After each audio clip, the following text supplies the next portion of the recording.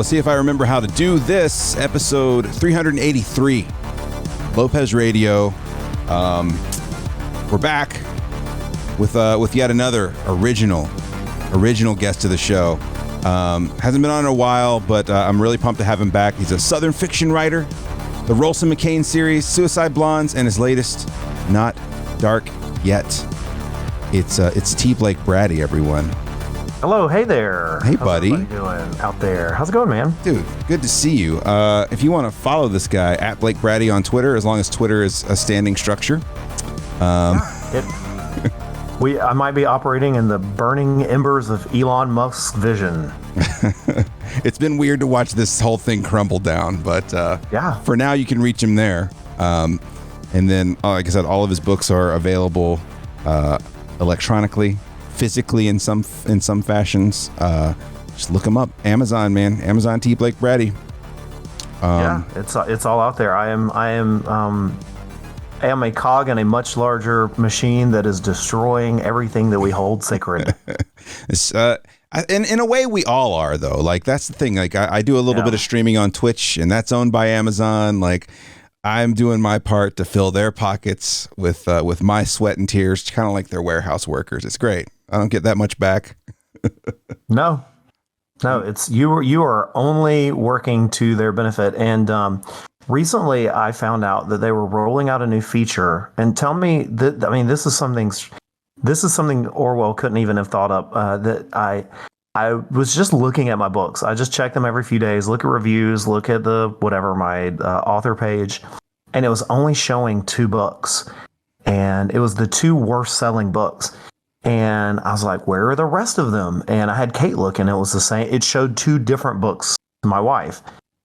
And I called Amazon that Monday, and they're like, oh no, it's not a bug. This is a new feature, buddy. What we're gonna do is we're just gonna, whenever you search for an author, we're just gonna show you the book that we think you're gonna buy.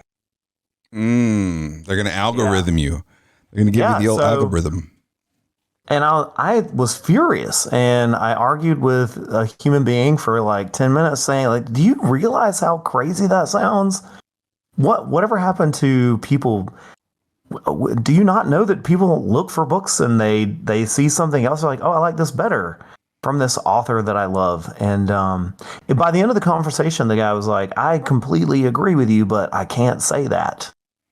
So that guy's probably been fired. But they've since restored my account to the way it was. I think it was a really unpopular feature. Yeah. It just is completely insane to think that they would just show you the thing they think you would buy.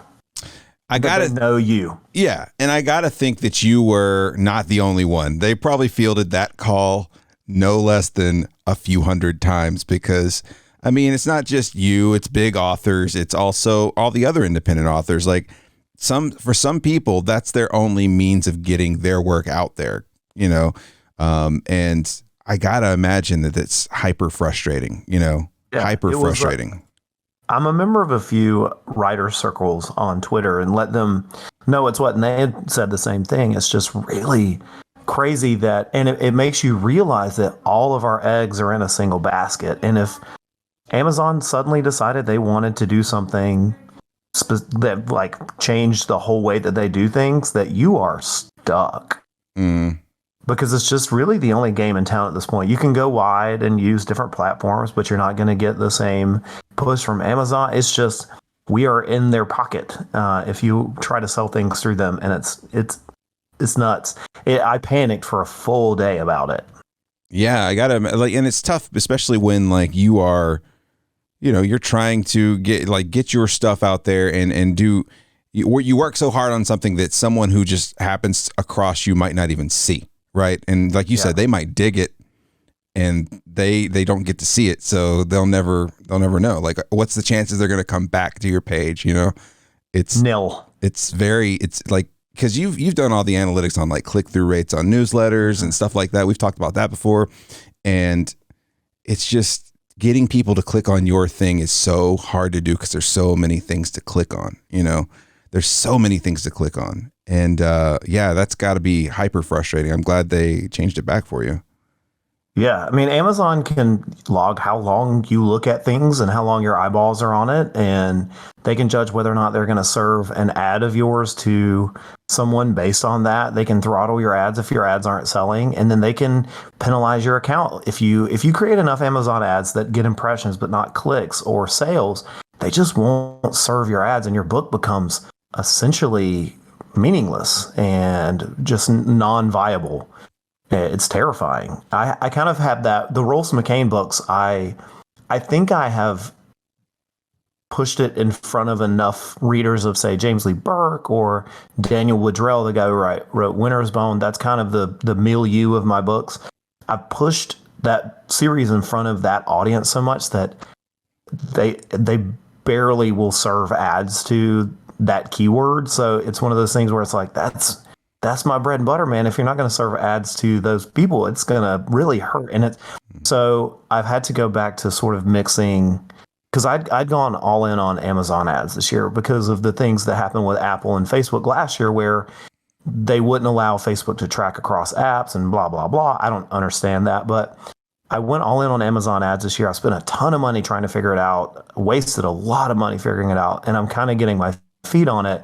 But with some books, I'm just having to go back to Facebook ads and try to work back into that system, because Amazon, if your book is not currently selling, they will not push it at all. And you just have to find a way to get some, it's the catch-22 of you have to find a way to sell some books before they'll try to sell some books. How far do you loop back? Like how long ago did Boogie House come out? That was what year? It came out on December 13th, 2014, 12, 13, 14. So how, I remember that. How 12, 13, 14, that's a good way to remember it. So how often do you loop all the way back to the beginning when you're pushing things out, or do you just kind of keep yourself in a tighter circle of saying, like, what do you mean? So when you loop back to push like the McCain series, do you now push it as a whole set? Or do you push individual books? Like how often are you going back to push those versus, like, from an ad perspective, to push those versus something like, Not Dark Yet? Well, Boogie House is it's kind of a loss leader. I spent a lot of money putting that in front of people, in the hopes that there will be high read through. And so I spent a lot of money putting Boogie House out there. And then I write under a pseudonym, A Nom de Guerre, a horror series, and it's in a really niche genre. And so I pushed the first book of that one to get read through. And right now I'm running an ad for the first book. I made it free for a week, and it's doing gangbusters. So the hope is that I'll get read through on those other books. That's really that's how authors are able to make a book free in a series. It's really hard to sell standalone books because the margins are so thin, and you have to really know your genre and your audience and who's going to buy it and where you're not going to get clicks. And it's not like with my horror stuff, I can't just put Stephen King in there and expect to get any clicks, because, independent author, you have to, like, my niche is extreme horror. So there are a few my books are not extreme horror. They're not the sort of, there are authors out there who are really gross out fanatics. And we can talk off air about some of the books I've read that are just like, I can't believe someone would publish this. But people will buy my horror books that read that stuff. And I read it myself, but I don't publish in it. I don't have the cojones to do that. What are we talking? Something like Endurance or something like that? Or are you talking about like gross like that? Are you talking about Jack Kilborn? We're going for, so there's an author named Matt Shaw. Okay. And Matt Shaw his books it's basically like a parental advisory sticker on the front of his books. It's like, if you can be triggered, do not read these. And that's a huge selling point, is these books will go as far as they want to because people want that. I mean, sure. There's a guy named Jonathan is his name, and he wrote a book called Night of the Prowler, that I think it's Night of the Prowler or something like that. Night of the Stalker. And it goes so far and lingers on these horrific details for so much that even I had to put one of his books down. It's like, I can't do this. It's some pretty grim stuff. Yeah. Like, have you seen Terrifier 2, the new Terrifier? Not yet. I have some friends that have, and they're like, man, it's amazing. You're like, so as a movie, it's, for me, it's pretty subpar, but as a piece of splatterpunk, it's up there as far as how far it will go. And this is like that. There's a book. So the other author that I really rep from this genre is Duncan Ralston, and he wrote a book called Womb. WOOM, but take all of the connotations of that word the way that you will. And it is a morbid, twisted, but beautifully written book. And so there are some dark, long story short, there are some dark corners of the internet if you really want to find them. Yeah. Oh yeah. 100%. I mean, I've dabbled in a little bit of that stuff, but nothing super extreme. Like, I'm sure we can talk off air about some of that stuff for sure. I don't know if it's something I want to be like, I'm putting my name next to this, and I want everybody to, when you look up my name, you see that stuff. But yeah, I mean, my name's T. Blake Braddy. You want to listen? I endorse this stuff, like, you know. Just we'll talk off air about it, but it's I mean, it's extreme. And one of the newest books I'm reading is called Gross Out by Duncan Ralston, and that's precisely what it is. It's a satire of the way that people want to curb literature and say what you can and can't read. And so it's a story about a horror convention that has a gross out contest. It's very much like Stephen King, from the story at the circus where the guy pukes on everyone. Sure. And they start throwing up. What is that from Stand By Me? The boom baba boom baba. Yeah, I remember it. Contest. Yeah. So it's very much that, where it's how gross can it get, and it's to make a point. And I'm not a free speech absolutist, but I am a person who's like, I don't see books harming people. So if you want to write something and people want to read it, by all means. Right. For sure. I mean, and like you said, there's always the tiny little pockets of people that just, that's what they want. That's all they want. They love, just like there's people who want trashy romance novels. That's all they want. I mean, but so it's funny. That is so there are some amazing new niche genres. You say like people want trashy romance. That is such an outmoded idea, because now if you go to the Amazon top 100, people will put books into, this is another piece of like Amazon stuff. People will choose a category for their books so that it will be guaranteed to be in the top 100. So it'll be seen, and it won't necessarily fit the genre. So there are these books now. And one of the subgenres in science fiction is it's in like alien harem books. And so it's about women who fall in love with aliens. And it's about being like a concubine of an alien, whatever, conqueror. Wow. It's out there. And, you know, there are erotic novels about cars and dinosaurs. I'm not kidding. And if these people have like 1,500 reviews on Amazon, it's wild. Yeah. And I'm not here to book kink shame at all. Yeah, I'm not kink shaming. I'm just saying it's there. And it's, you know, if you have, the problem with it is like, to be involved in that genre, to be an expert, you have to have knowledge of it. You can't just say like, I'm going to write an erotic thriller about cars today. Like, you have to know the ins and outs of the genre. Because I write under a third name, and I had a completely failed experiment to write some lit RPG. So stuff like books inside of video games, or characters inside of video games. And what I was actually writing was a cyberpunk novel, and I didn't do the attributes correctly. And the first day I released it, I got a lot of sales. But then the next day I got a 2-star review from a guy who was like, this is not a bad book. It's just not lit RPG, 2 stars.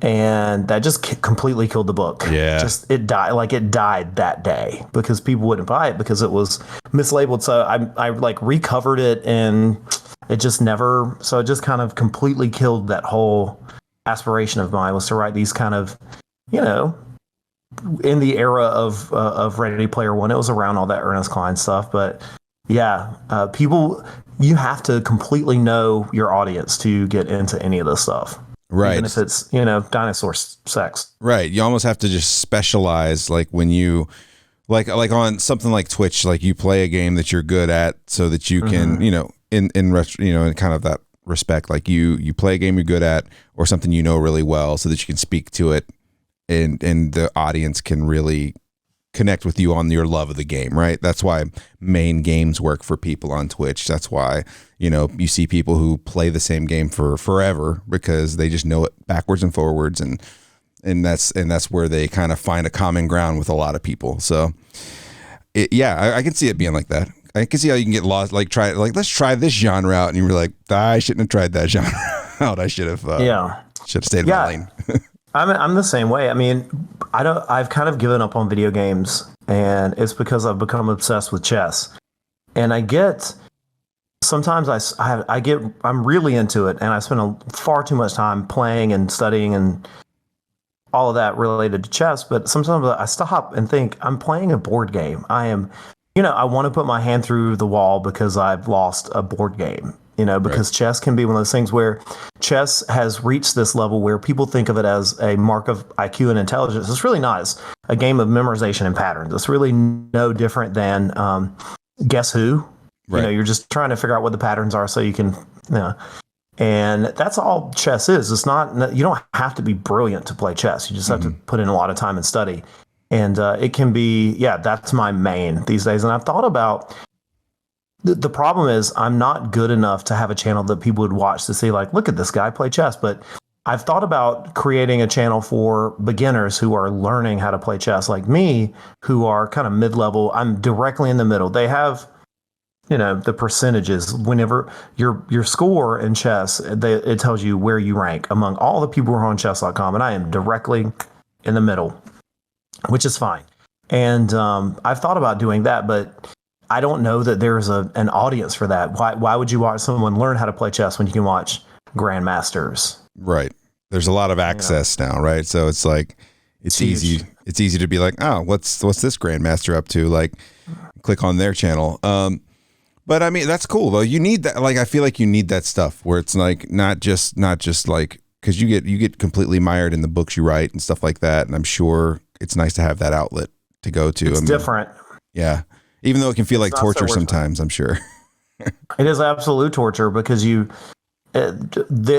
I've reached a point where I cannot play a bad game and win. And so it's really hard. I have to play really well to win, and I'm not. And it's chess is a game where you can completely you can get the yips and go on a complete dry spell. And I've lost 100 points off my ranking this week, and it's just a number, and who cares? It's so stupid. But the idea that you're just not playing to the level that you know you can and where you think you should be, those expectations can really be frustrating. I don't know if that happens with you with the games that you play, or, you know, there is no. Usually with rankings, you don't lose. With video games, you only gain experience points. You don't lose them. And you may gain more if you perform better, but you don't lose points if you perform poorly. Yeah. Well, see, that's kind of, it's funny because I play a lot of multiplayer games, and multiplayer games have that aspect of, you gain XP, but if you die, you just, you respawn and you keep going, all that stuff. But I found that I get more frustrated with, so I play a game called Hunt Showdown, and they have it's mostly a multiplayer game, but they have these thing called trials where they've set up, kill this many zombies with this weapon and don't receive any burn damage or anything like that. And those frustrate me more because I know it can be done. And when I can't do it, I am like, why the fuck can't I do this? Like, I get so pissed. But like in the multiplayer, like I don't rage at a multiplayer game. I think I'm more likely to rage at a single player game because I know it's possible to be done because it's a game that was built to be beat. And when I can't do it, I get really, really frustrated. So it's kind of like that. Yeah. And I'm playing. So my regular rating, those are your normal chess games. You kind of take your time and play them. that is, I'm used to playing people who are on my level, but I also play blitz games, which are really fast. Or bullet games are 1 minute, so you get 1 minute each side to make as many, try to get as close to checkmate as you can. And with those, people just kind of toy with that. So there's a chance that with a blitz game where I'm playing a 3 minute game, 3 minutes each side, that I'm playing someone who might be on my level or might be, rated 15, double what I am, or 1.5. And so I'm just going to get destroyed either way. And it's just the number of points you lose is the same either. Whatever. Chess is really, it's killing me. And this is really a call for help. Please help me stop playing chess. You ever heard of a game called Shotgun King on Steam? Just look up Shotgun King on Steam when we get out of here. It is essentially, they took a roguelite game and they smashed it together with chess. And the story is that you are the king on the black side of the board, and they have come and destroyed your entire kingdom, and you're the only one left. So it's essentially you going up against different iterations of white pieces. They can all make the same moves, but as you progress through the levels, you can get these different modifiers that let you do extra things. But all the differences is when you get close enough, you've got a shotgun and you can just like destroy the pieces. That's awesome. But it's essentially set up using chess moves to solve a puzzle that's already been pre-made, which is kind of cool. It's a lot of fun, and it might give your brain a little bit of a break. That's one of the things that about getting better at chess is it's all about you got to practice puzzles and look at those patterns. Speaking of Steam, I will have to look it up because I did last month or 2 months ago finally get a Steam Deck. I put myself on the wait list 2 years ago. I think it might have even been before the pandemic. I was like, oh, that sounds like a neat idea, and got an email, lo and behold, a couple months ago, and got shipped a Steam Deck. And I've been tinkering with it a little bit. I've gotten into another chess hole, so I haven't been playing with it, but it's a pretty neat handheld device. The way I don't have a gaming laptop or a gaming computer right now, so having the Steam Deck is a perfect kind of mid-level thing. It's not quite what I expected, but it is a cool way playing some of the games. Yeah, and this game is pretty simply made, so it's kind of got like that retro look to it, but with some modernization, it would be perfect for the Steam Deck. It would absolutely be perfect for the Steam Deck. So I would definitely look that up because it kind of forces you to look at. I think the reason you'll like it is it'll force you to look at the moves in a different way because you're having to do them a different way in order to complete the puzzle or kill all the pieces on the board, kind of thing. That's cool. Yeah, I like that. I'll definitely have to check that out. And it might be something I can show. Is it violent? Is it bloody? No, you're shotgun blasting pieces into pieces, but there's no blood to it. Well, my day job, it would be something I'd like to show to my students, but I don't know if it's something that I think necessarily I'd show them. Yeah, I don't know. Okay. Once you play it, you'll know. I'm sure once you play it, it's on that borderline, right? In these trying times. I know. I wanted to loop back to the book real quick because I finished Not Dark Yet. I loved it. Thought it was great. Thanks, man. And what I can say about it is, among all the violence and vengeance that goes on, I was stuck so hard on the relationships like that you built between the main character Preston Wyatt and all the other characters. I thought it was really cool because, you just kind of like, I even wrote them down. I was like, all right. So obviously the big relationship in this one that kind of is front and center is Preston and his brother. So the whole between him and Crawford, like that to me was, I don't know why I felt like it was written so well, but it was like, just, I don't know. I had tinges of like, cause I don't have that. I have a good relationship with my brother Joe, but like, so we're not as dysfunctional as Preston and Crawford are. Definitely not. But like the good conversations between them and the joking between them was like, it just felt just like how I feel about my brother, which was really cool. So you had that. So I want to stick with that for a second because I feel like that was, I don't know if that was intentionally like the main relationship that you focused on, but was that like informed by life experience or just, just kind of how you wrote it? Yes, both of my brothers were killed in a. I'm just kidding. No, it.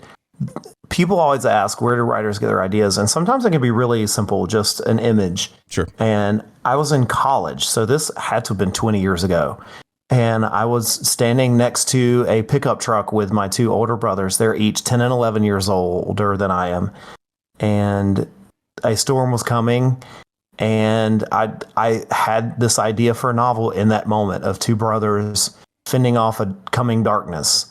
And that was the beginning kernel of the story. And I knew I wanted to write a book about two brothers and the relationship between them and sort of them being the only link keeping one another together and keeping each other from the darkness. The book title itself comes from a Bob Dylan song from Time Out of Mind, Not Dark Yet. It's not dark yet, but it's getting there. And that kind of informed the tone of the book. I'm a big fan of Cormac McCarthy, so this is my attempt at writing something that's about family and about the South. I tried to be as honest as possible with this book, and yeah, those two brothers they're not based on my older brothers, but they are, if that makes sense. Like I think in every relationship, there is always this tension between who we expect ourselves to be and who everyone wants us to be. And that's kind of the thing I want to explore with Preston and Crawford. And it just came out in this sort of, there's always a bad father. That's one thing I've realized. There's always like a bad dad in my books. And this is no different. But yeah, I wanted to write something about family and something obviously violent. I love the books of Jack Ketchum. He wrote speaking of extreme horror, he wrote a book called Red that was really affecting for me several years ago when I read it. It's about a guy who he's by himself and he has a dog, and these yuppies come and murder the dog out of meanness, and he tries to go through all the proper channels to get the local police force to just give them some sort of consequence, and they refuse because it's the family's a big mucky muck in town, so this guy has to do it himself. And it's very much in the vein of revenge stories. I'm a big fan of Walking Tall, and I'm rambling now, but I love revenge stories, and I love stories about people who could make good choices, but they seem just physically and emotionally incapable of just making the right decision at the right moment. Yeah. Did you ever see the movie Hell or High Water? Oh yeah. I kept thinking about that movie during this book. Like it very much felt like that. Like, two guys that, are stuck with their legacy and where they grew up and all that stuff, and just trying to fix the situation and or make it better. Right. Just trying to figure out a way to kind of break a curse, right, so to speak. Any of that.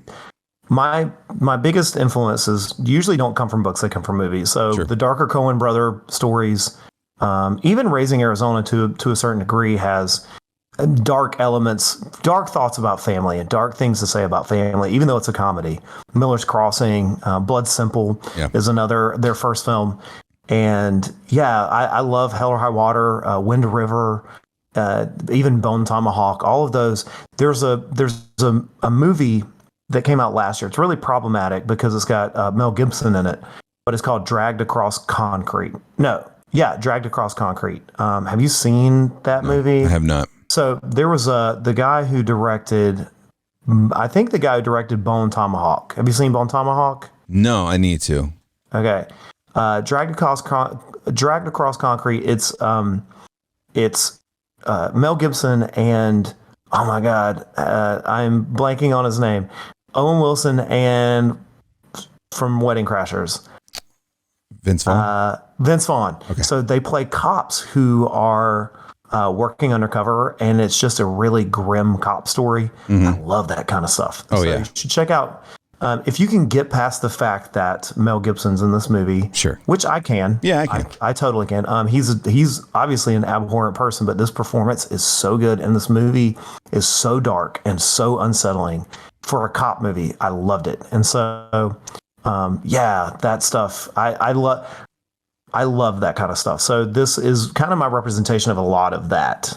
And it is dark, but yeah, it was really cool. That seeing that relationship, just because, I like the stuff like Hell or High Water, and, I've got brothers, and like you just see, like, even if it's not 100% what your relationship is with your siblings, you can still see parts of that kind of flash, flash in and out of there. The other stuff I felt like Preston had like all these very symbolic relationships, like lost love with Sandra, right?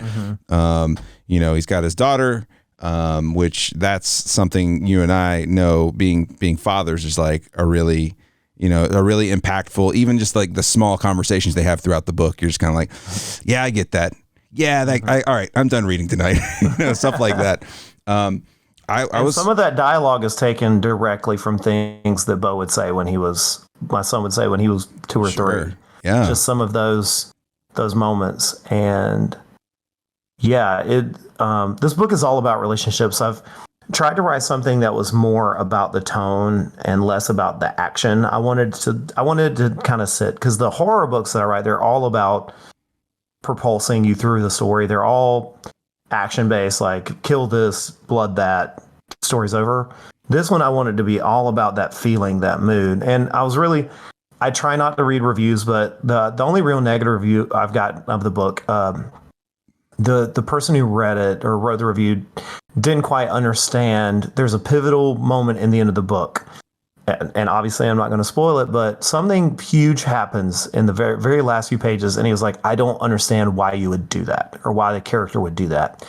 And I thought that I had planted the seeds throughout of how it was inevitable that the way the book ends. And so that's something I think about, because I really tried to plant seeds throughout that Crawford, the younger brother, that there was just something broken in him, that no matter, I want people to come away with the book wondering if anything could have fixed him. If Preston had stuck around, could that have fixed him? But yeah, I think some of it too depends on how people read, right? Like, you can't help the way a person their reading and comprehension, right? So like when the thing happens, like, you're kind of like, oh, okay, well, that makes sense, because it made sense to me anyway, just in the way my comprehension works. So maybe that person's a speed reader. You never know. Like, you just never know. And it's hard. I'm sure it's hard to kind of try to figure out and parse, like, okay, well, what did they miss that I feel like I wrote fine in there? It has to probably drive you crazy sometimes. Yeah. I don't. Someone once said that what people think of the book that you wrote is none of your business. Right. And I think that's generally very good advice. It still just hurts sometimes when there are times when you're like, man, this person just completely didn't get it. But there are times where you're like, I see what you're saying. I just hate that you didn't get the things that I put in there that I wanted you to see. But that's all in the wash. And the book's doing really well, and people have responded really well to it.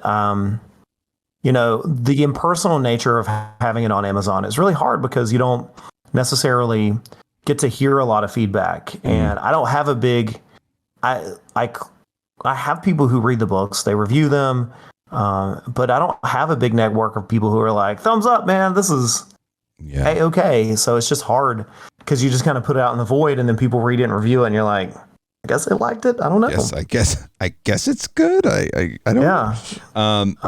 I did like the kind of the unspoken. It didn't have to be directly addressed, but like just in talking about Preston's relationship with his kid, right? And the way they talk to each other, you could tell without him saying it, like, that he was like, I'm going to do the opposite of my dad. Like, yeah. And it was really cool, because you could just tell by, like, it was almost like he was having internal like dialogue about, that were almost the opposite of the conversations he was having with his kid on the phone. And it's clear that he is someone whose father was an authoritarian, and he is the opposite. He is the lax parent. He is the more forgiving parent. And I think that relationship plays out in a lot of homes, especially it's generational. Whereas it used to be when, Preston's dad would have grown up in a house where his father was the strict disciplinarian and the mother was the forgiving force. Whereas I think today it's kind of flipped, where the dad is more of the like, I can be, and then moms, and this is all stereotypes, so I apologize if I'm triggering anyone, but we are kind of allowed that. This is kind of that breaking of the old school way of thinking about family, that it has to be dad is the strong, gruff one, and mom is the sort of background seen and not heard figure. And so I wanted to play with that idea, because if there's a thread that follows through my books, it's that the modern South has a lot of the same baggage that the South has always had, but it's different. There is a new South. Progress has been made, but there's still a long way to go. Yeah, 100%. And you could tell Preston's fighting that cycle, right? He's like, I don't want to be that to my daughter, right? And that's like, I don't know. It's just it was really cool to see. Like I thought it was handled very well. And then the whole, then with all those relationships, so you have all those relationships with everybody involved, even his now separated from wife and all that stuff, like. All that very familiar feeling type of relationships. And then ultimately, just like with the Rolson McCain novels, in my opinion, a lot of inner demon, Preston versus Preston, mirror match, so to speak. That inner monologue that's constantly a cage going match on with yourself. Yeah. Yeah. And I don't know, like you can just, I don't know. It just, they have so many similarities. And I was like, at one point I was like, Lumber Junction's like this weird rural Southern Twilight Zone place where I feel like a really good way of putting it. I feel like you could almost do like a creep show type of anthology there, where just everyone has a little story that's just kind of slightly fucked up. Right. Yeah. But dude, it was excellent. It was really, really well done. Man. I appreciate that. I got way into it. And of course, there is lots of action and violence, so have no fear. Yeah. There are guns, don't worry. Yeah, plenty of guns and plenty of use of those guns.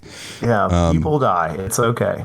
So how closely would you say, because I mean, I know some authors, and we've talked about this in the past, to get really close to their characters, right? How close did you get to Preston versus how close you got with Rolson McCain? Ask that again in a different way. So what do you mean? That like I don't know. I guess let's see. How closely are they related as characters, or maybe that? But like, just who were you more comfortable with? Like, obviously, you've done a lot of Rolson material, but Preston's character is a little more informed as to all the things you've done in the past. So, did you feel like you put Preston together a little better than Rolson, or? Yeah, I'm definitely a better writer. I think so. Rolson McCain, the whole series was, and it wasn't until I stopped drinking that I realized that book was really about someone's cry for help about alcoholism. Sure. And Boogie House is really about my struggles with alcohol in my 20s. And so I wrote that book when I was drinking heavily, and I didn't publish it until I'd stopped drinking. And so just the parallels are really there. And so that's a really tormented book. And it's kind of like when Stephen King wrote Cujo and didn't remember writing a book about a monster terrorizing a wife and young son. And I think that that's a metaphor for how King's alcoholism and drug addiction were affecting him. So I think similarly, Boogie House and all the torment that character goes through is there. I wanted to write something. I think what has driven me when I write is to write something that people don't expect. And sometimes it works and sometimes it doesn't. And the Rolson McCain, I think, is a testament to that. I'm really proud of those books. But I think there is also an element of the further it gets in, the more sort of insane it gets. And I wanted it to feel like just this descent into violent madness. Because usually what we have with book series is you have a character who they go through these things in each novel and kind of everything ends up okay. And then you have the next book and it's like, okay, here's another. How close can they get to death, but also just make it out of it and waltz out of the story? And with Rolson McCain, I wanted to take a story that is this sort of epic tale of someone completely being destroyed over the course of 4 books. And that's what happens to this character. And love it or hate it, that's really what I was going for. And with this book, I felt much more in control of the story and much more in control of the characters.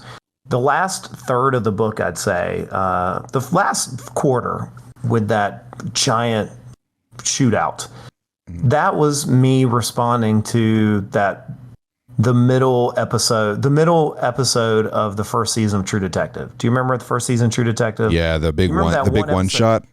The big one shot. So that is my big one shot. And that's what I've always wanted to write that.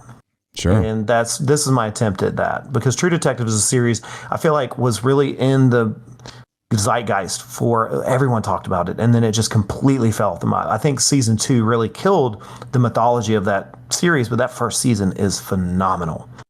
And so, yeah, with this book, I felt just really more in control of the characters and the ideas, and it took several drafts. I mean, I had to fine tune some stuff and try to work on those relationships and decide if I wanted the book to end the way that it ends, and if I was comfortable with that, because there is a different version of that ending floating around. And I just thought that was, regardless of what, that one review said, I thought it was the most true way to end this book. And it's one of those things where I don't write for the sake of realism. I don't write what realistically should always happen. But I think I always write what I feel like the truth is, if that makes sense. It doesn't have to be reality to be true. And I felt that this was the most poetic thing that could happen to these characters. And that's where I went with it, is I thought this is how this ends, even if this isn't necessarily the most realistic ending. Yeah. And not Dark Yet you don't plan on making that a series, right? It's a standalone. So was it easier? Was it easier from that respect then, in that case, where it's like, you're like, oh, I know the end is the end in this one. I don't have to figure out how to carry this over. I kind of did the same thing with Boogie House. I burned it all to the ground and then kind of had to figure out how to turn it into a series. Because Boogie House is a book that can stand alone, and the rest of the series is a series, which is really weird. But yeah, it's easy. It's kind of nice to just set fire to one corner of a piece of paper and then just let it burn to ashes by the end. And I hope that I was able to build the tension and make it kind of grow, and every scene has a purpose, and it builds toward this giant catastrophic ending that if you really pay attention, you see it coming the whole time. That's what I was really looking for. Yeah, I mean, it's really well done. That's all I'm going to say. Go pick it up. I will certainly have the link in the description of the podcast and the video and all that stuff. But yeah, dude, really well done. And just looking through all the other stuff and all the other stuff I've read from you, this one just felt really, really good. Thank you. Felt really good. I did want to know about a couple of the other things, Suicide Blondes and Crystal Queen, and just how was it challenging? Maybe not so much with Crystal Queen, because it was kind of like the lore was kind of already there from the Rolson McCain novels, because it's more of a novella, right? So, but with Suicide Blondes, was it much harder was it to write from the female perspective? Well, obviously really difficult, but sure. The way that George R.R. Martin says to write a character, the gender shouldn't matter. You just write the most realistic version of a character you can, and the gender doesn't really. Sure. And I try to do that. And there are lots of people who would say that it's insensitive to write from. I never would have imagined this growing up, but this is kind of the way that people think about things, that you should have sensitivity, beta readers, and that sort of thing. And I see the value in that, but I've never. I probably will never do that. I didn't do it for Rolson McCain. I had black characters. I had trans characters in the Rolson McCain series, gay characters. And so I just tried to be true to the characters. And, if I make mistakes, it's not out of malice, it's ignorance. And so I think I would like to think that people would give me the benefit of the doubt if I got something that felt like, oh, this feels off. Because the intention is never to be stereotypical. I think I my wife is kind of my sounding board. And so if there was ever anything that I thought, does this sound right? I would run it by her. And she's kind of just my sounding board. And I felt like I got it pretty well with Suicide Blondes. I'm working on another Nashville suspense. That's the next book I'm writing, is another Nashville suspense book. It's called Last Hurrah. And it's about a bachelorette party that goes horrific in Nashville. And it's going to be dark.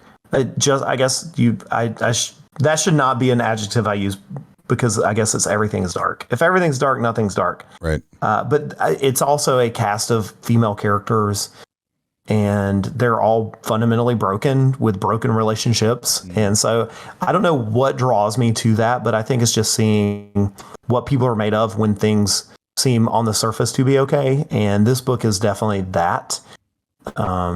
And so this is another stab at that sort of genre. Yeah. And with Suicide Blondes, it wasn't even to me, it wasn't even this is, I wonder how hard it is to write from the female perspective. It was more of I know that you're very analytical about the things you do. Mm-hmm. And I didn't know if it was one of those things, just from knowing you for years, if it was one of those things that you were just kind of in the back of your head, is man, I hope this is right. Man, I hope this is right. Yeah. Well, and it's also a balance, because the joy of writing is trying to zig where people think you should zag. Mm. And so trying to think about where the audience is, and then taking a different tack and hoping that you're doing something the audience doesn't expect. So if you do something unexpected, it's very often not going to be, oh, this is a stereotypical move, or this is, this just feels like another one of blah. Mm. So if you write something and try to be as different as possible, then it doesn't run the risk of being too placid. I read I have a Kindle Unlimited subscription, and so I read a lot of independent books. And one thing I notice is that, especially with well-worn genres, there isn't a lot of time spent on trying to develop kind of the inner monologue of characters and who they are. And if what sets them apart from other characters is just, can I make an archetype that feels true enough that I can murder them or whatever? Sure. And that I try to write characters first and plot second. And one of my horror books, it's ironically, it's my bestseller, but also my least well reviewed. But it's very much a character study that goes insane halfway through. And a lot of the criticism of that book is that it moves too slowly in the beginning.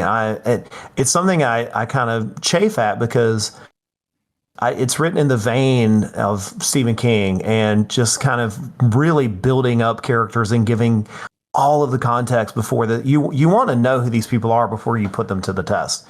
And so the lack of patience, I feel like, is something that it's weird to be someone who writes independently and tries to have an authentic voice and not necessarily write for a market. I don't necessarily write books to say here is one I can place here, so hopefully it will sell, because this is what's really popular right now. Right. I just try to write the book that I want to write. And then if it, for example, one of the horror series that I write, it's a space horror series, which is a really minuscule genre. And it's really I thought people loved books set in space that are like aliens, and that genre is not as big as I thought. And I've managed to carve out just the teeniest, tiniest niche of people who read it. But when I wrote it, I was like, this is going to be awesome. No one writes this. Turns out there's a reason that no one writes it, because no one reads it. It's just so weird. And I wrote this big, grand 3-book series, and it's just but it was what I wanted to write. I love BioShock. It's my favorite video game. So I wanted to write something in that vein. And so I wrote the series. But to circle back to it, I got a message a couple of days ago of someone who was like, are you going to write a 4th book to that series? Which means someone read it. So yeah. Now you've got my interest peaked. I need to read that now. Yeah, I gotta know. I will talk off air about it. Yeah. Yeah, for sure. Man, I don't know. Like it's just really cool to read all this stuff and just knowing, all right, yeah, I've hung out with this guy. I know this guy. It's just really fun. Here's a question. Sure. When you read these, do you hear my voice?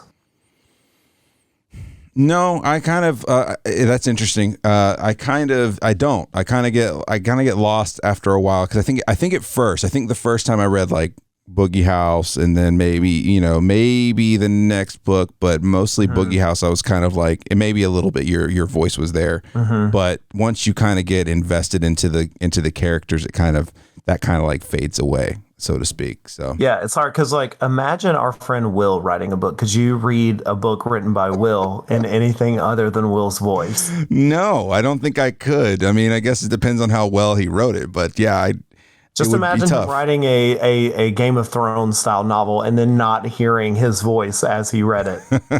I'd almost pay for that to have him do it and then do the audiobook so I could listen to it. But see, here's the thing, like just because that's what we would expect, it would end up being something just out of the park. Like just because that's the way he is. I don't imagine it would be bad. It's just so I could not have something from him because he is such a singular individual and not imagine it in his voice. It's just like it would have to be because he is himself and he is no one else. Sure. And, anyway, it's just interesting to think about other people who know me reading the things that I write and wondering if it echoes my speaking voice.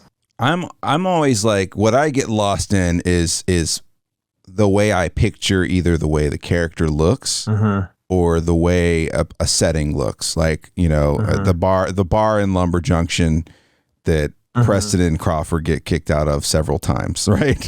It's like they've got like they're very notorious, right, in this bar. And like I have the picture of the bar in my head. It's just like one of those, it's just in my head, it's one of those old square bars that you can walk all the way around. And then there's just booths on the outside, lots of shitty neon light bouncing off the wall. And there's definitely the sound of billiards in the background, right? There's just, and it smells like a bar. Like it just like, and it's weird because in my head, it's like a mashup of like 2 or 3 bars that I know. And it's just funny how your mind does that. Kind of like in high school, right? When you've got friends that you want to hang out with or whatever from school, and then you guys like talk on the phone, and then like in your head, you're picturing what their house looks like because you've never been there, like before you've ever gone to hang out at their house. Have you ever done that where you're like, I bet they said of upstairs. Course. So now you've just dropped an upstairs onto their house in my mind. And like, it's almost like building like The Sims. It's really weird. That is really weird. Can I tell you something really stupid about the bar? Sure. So that bar it's the same bar that's in the Russell McCain books. Virgil's is a mainstay in all those books. And the reason that this is so stupid, this is what I thought of as smart. Okay. So I named the bar Virgil's because Virgil is the Roman poet who leads Dante through the Inferno in Dante's Inferno. He is the guide. And so I thought it would just be such a clever literary allusion because I was like, this bar is his guide through his life. It's the thing that pulls him through the rest of his life. So I made this really sort of stupid college high-minded reference to Roman literature and Italian literature, as if anybody would A, make that connection, or B, care one iota about it. And it's just something that I've thought about. Anytime someone mentions it, it makes me think of how stupid that whole hey, look, I am obviously a good writer. I made a reference to Virgil's Aeneid and Dante's Inferno. Look at me. Let me cast this right over your head. Yeah. Yeah. I mean, as someone I actually have read Inferno a couple times because I really liked it.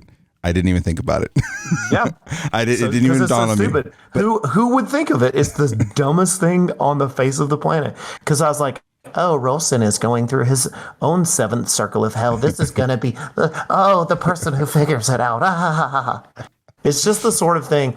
And that's the idea of being immature as a writer, that you think, being a stupid English student like I was, I thought making these sorts, that's how you really, make a good book, is you make really stupid off the wall references to things from literature that So when college students are dissecting this in 50 years, there's gonna be one branches off. Yeah.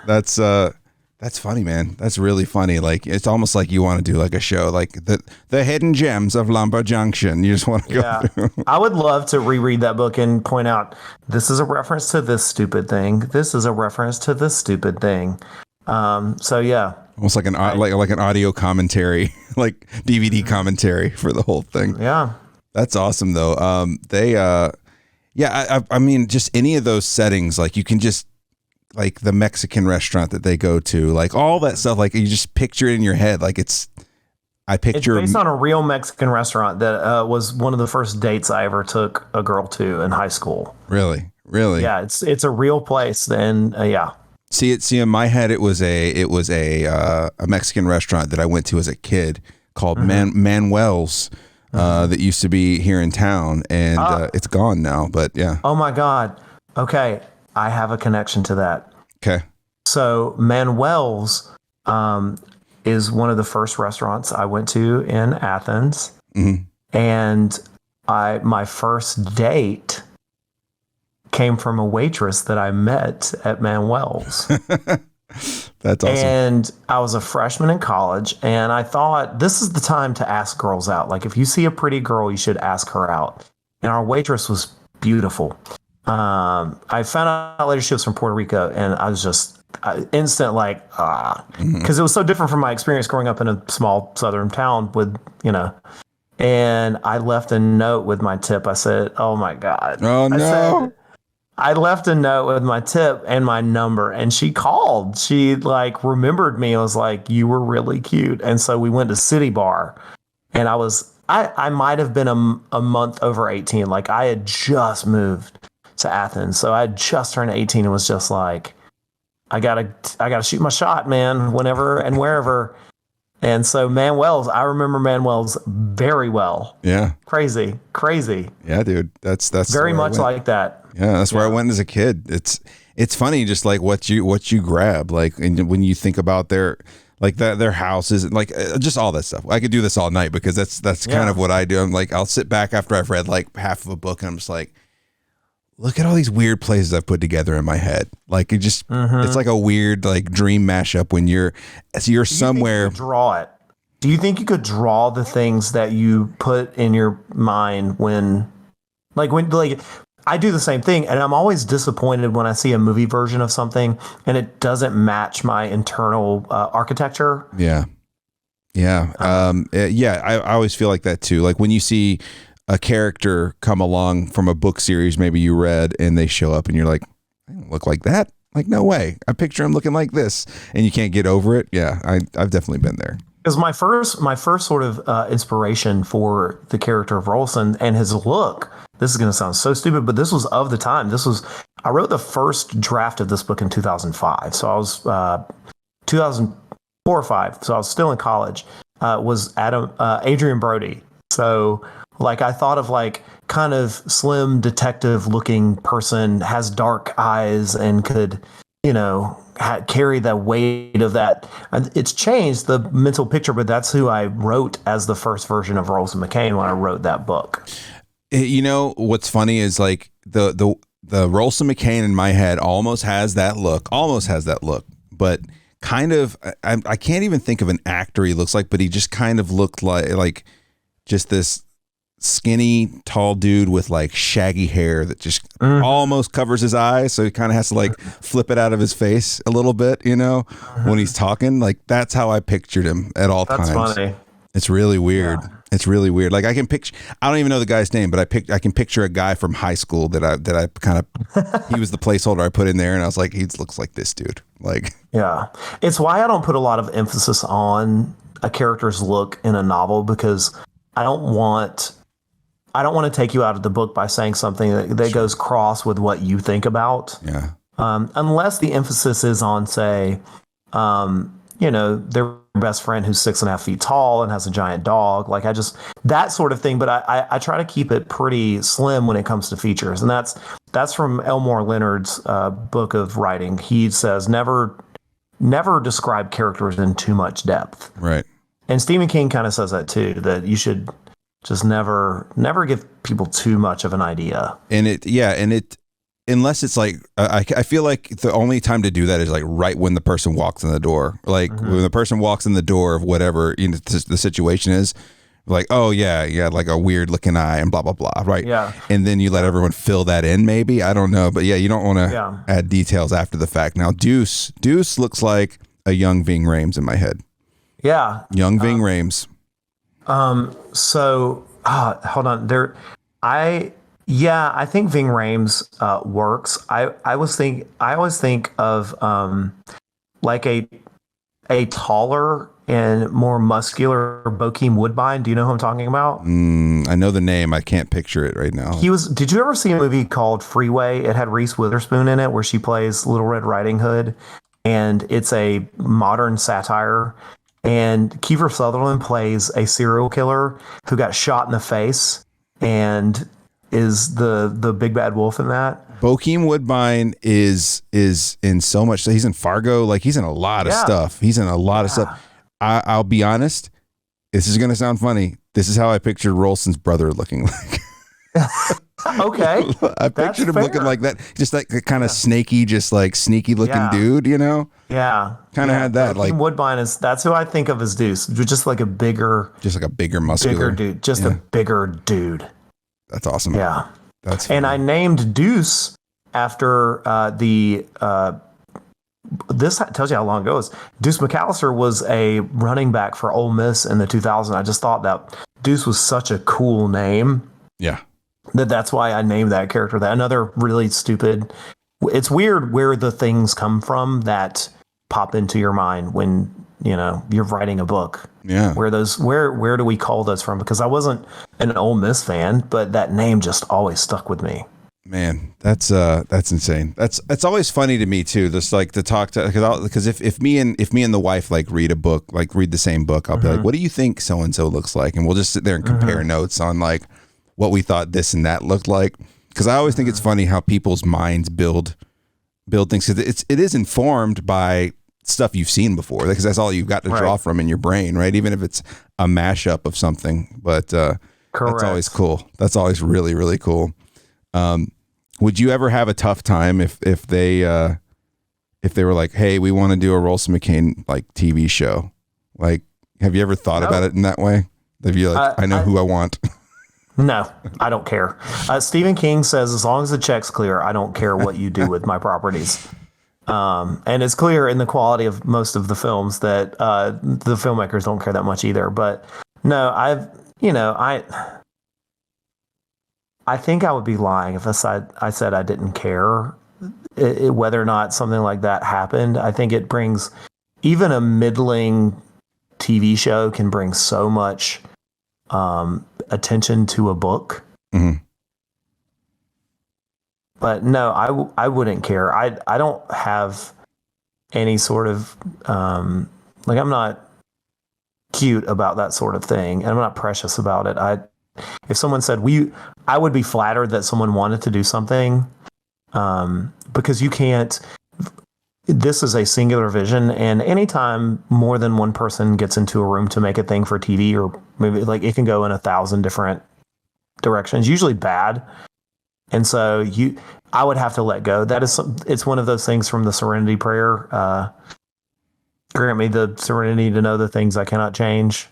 Right. Courage to change things I can, and the wisdom know the difference. I couldn't control that, so I'd just be flattered, and that would be it. Yeah. You know that Chuck Palahniuk only got paid $10,000 for the rights to Fight Club? Man. Highway robbery. Wild? Highway robbery. Yeah. But think of how many books he's sold since then. But still, it's wild to think that such a seminal text for my upbringing, he got paid $10,000 for that. That's crazy. And two, I guess from your perspective, I guess what would be more important is being like, can you at least get the essence of what I was trying to get across in the books? Mm-hmm. Is probably way more important than who's playing, Vanessa, Rolson. or Rolson, right? So Right. I can't even picture somebody I would place in that. Like that, casting directors just have their work cut out for them. Yeah. Yeah. No, I mean, it's, yeah. And, more than likely it would turn in. Southern things tend to go very poorly. As much as people like Midnight in the Garden of Evil, it's Clint Eastwood. It's still not a good movie. I like it personally, but the accents are really off-putting. And the right-wing politician who wrote the memoir, Hillbilly Elegy, that movie was apparently an abomination. It can go really sideways with Southern things, or I mean, that was not necessarily Southern, but it can go real bad. Did you have to get someone to go ahead? Go ahead. No, go ahead. No, I was just saying, things like Winter's Bone those are the exceptions and not the rule when it comes to Southern texts. Like Where the Crawdads Sing was just an awful soap opera of a film. Yeah, it feels like it's either all or nothing, right? So you can see something like, while this isn't really super Southern, it's more Texan, but like we brought up Hell or High Water earlier, like that is an example of it done really well, right? It's all subtlety. It's not like, woo, everything's bigger here. Like it wasn't anything like that. It just had everything to do with those two characters. I didn't get to watch much of it, but what was that? Michael K. Williams was in it. Happen Leonard. Does that sound right? Yeah. So that's it's the Joe Lansdale. That's one of my so in the industry they call them comps. So books and series that are kind of like yours. I get some traction with the Happen Leonard books. Joe Lansdale, he's a great writer. Yeah. So yeah, that it's anything that's regional in nature. I think the South has a particular obstacle and barrier to entry because people have a perception.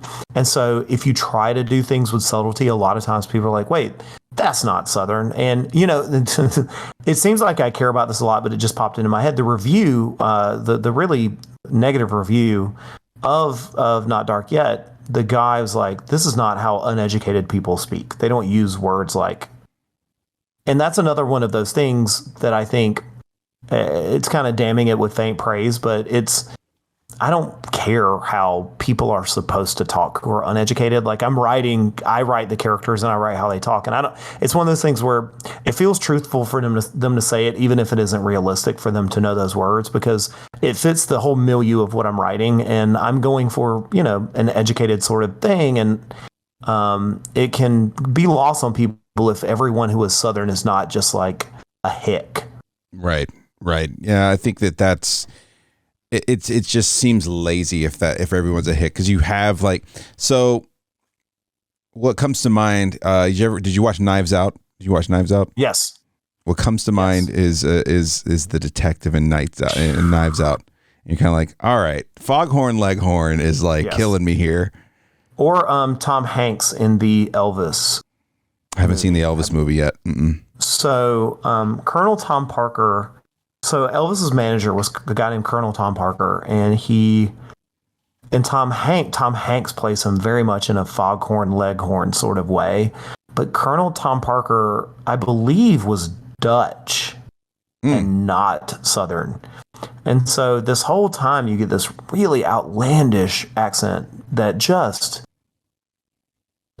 Hanks has a history of bad Southern accents going back to Forrest Gump, but it's just so weird that this is what people think the South really is. And I guess we've earned it in a lot of ways, George Wallace and the like, but there can be subtlety even in ignorance. And so I think that gets lost on a lot of people. Yeah. I think that's just the case. It just feels, I don't know, almost like a weird call on the producer's part. Like, yeah, he needs to be a hick. Yeah. He was never a hick. Yeah, I just don't. I think that you can have.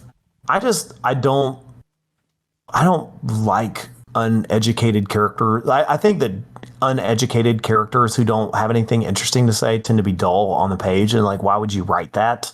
So I've never written that. I've never thought that was interesting, unless you do it in a really brilliant way, like Peter Sellers in being there, where he's just kind of this secret genius. Right. So, so we talked about the books a little bit, and usually I lead off the podcast with this lately anyway. But since I wanted to get to the book stuff first, but I usually just ask what's been on your mind. What's top of mind right now for you in life, in whatever. It's not good. It's not good, Jeremy. What? I mean, we're living in the ash heap of American history at this point, and it's just not good. But we always kind of go down this political route, and I don't know if we need to. I read right before we started recording, this is Tuesday night, that Donald Trump is going to announce his candidacy for 2024 tonight, and so I really hope that that's not happening, that was just a really ill-informed writer for the New York Times, Peter Baker. But, it's just constantly having this push and pull with what I think America is and what it actually is, I think about that a lot. And, in writing, I try to give dignity to the people I grew up with and where I came from, because I think there's a lot of dignity there, but every day it disproves it from what I see and hear. I'm really, really to try not to get into that too much, because I completely burned out on politics. And so I've kind of given up on it. And I am all in on I listen, read, and watch everything college football, and so I've just that is where my interest is, because it is I started going to therapy this year, and one of the things that my therapist talked to me about was my propensity to dwell on things that are not good for me. Imagine that, right? And she was like, "You think entirely too much about death and fear of dying and all of that stuff, and you can't control it, so you should not think about it." Or I listen to a lot of really downer mopey music, and so I stopped doing that, even though I love mopey music. And it's kind of changed the way I think about the world. And so politics is one of those things that I obsess about it, because I know it's something that feeds my depression. And it's kind of like the old Patton Oswalt bit. Do you remember the bit where he talked about how his depression is like a dog that thinks it's going for a walk? Yeah, I do. And so I think politics can be like that for me. And there are certain things that when I start going down that road, the depression starts wagging its tail, like, oh, he's going to get his slippers. Yeah. And so I've tried to avoid those sorts of things. And I think it's really, my seasonal affective disorder has not been that bad this year. And so I think the therapy has really helped, because I've worked through some of the, for lack of a better term, trauma I experienced growing up. And it really helps to focus on positive things. And college football is not important, but it is good for my mental health. Yeah.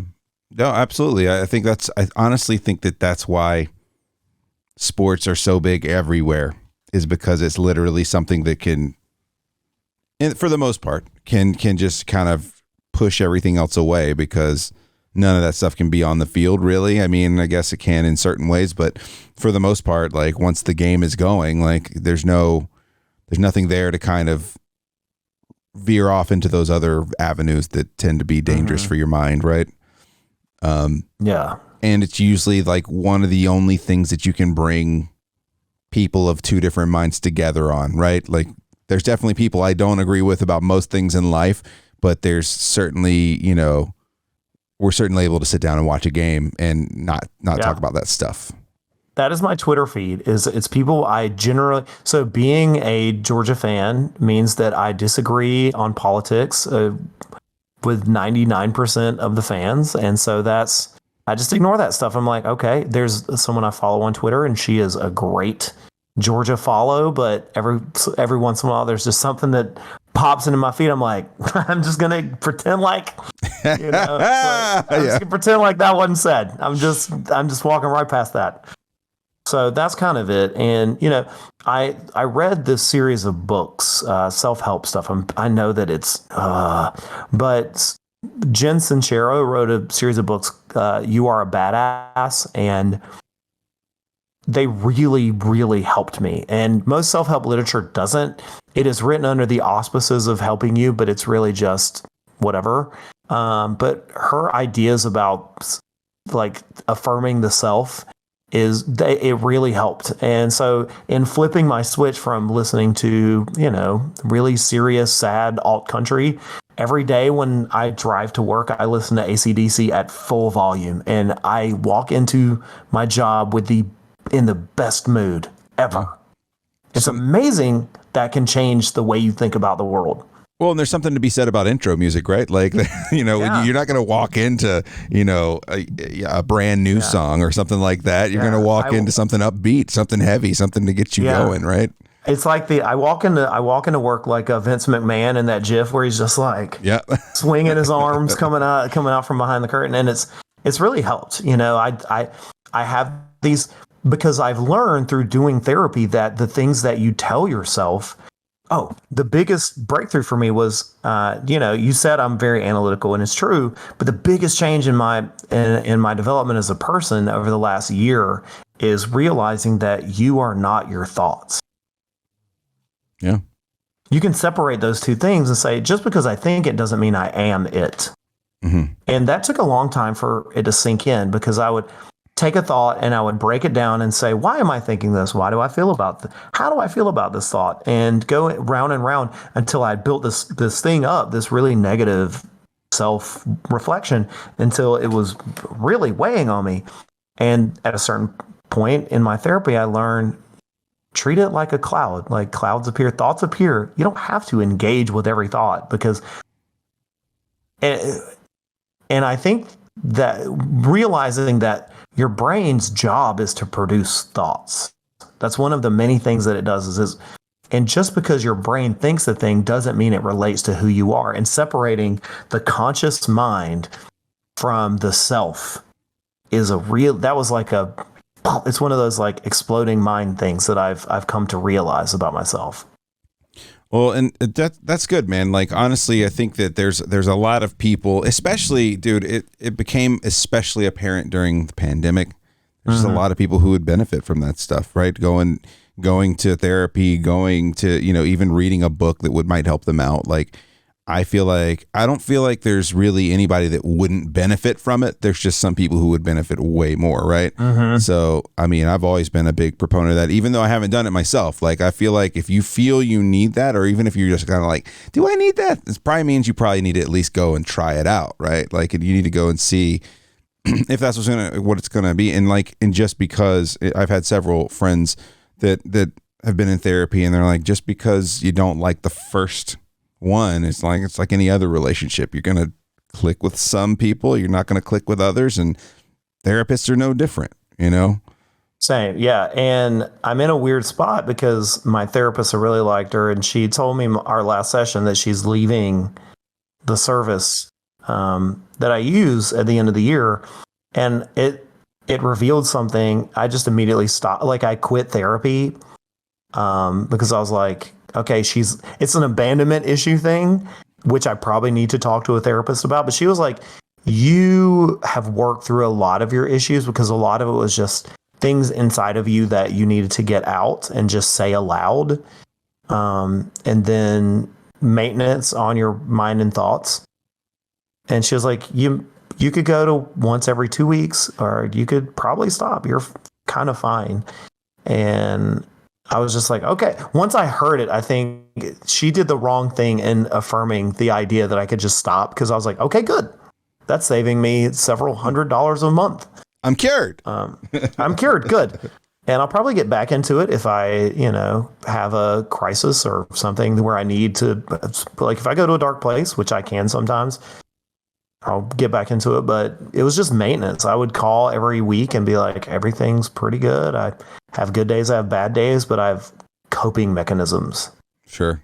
Just like little tips and tricks to deflect and move into something else.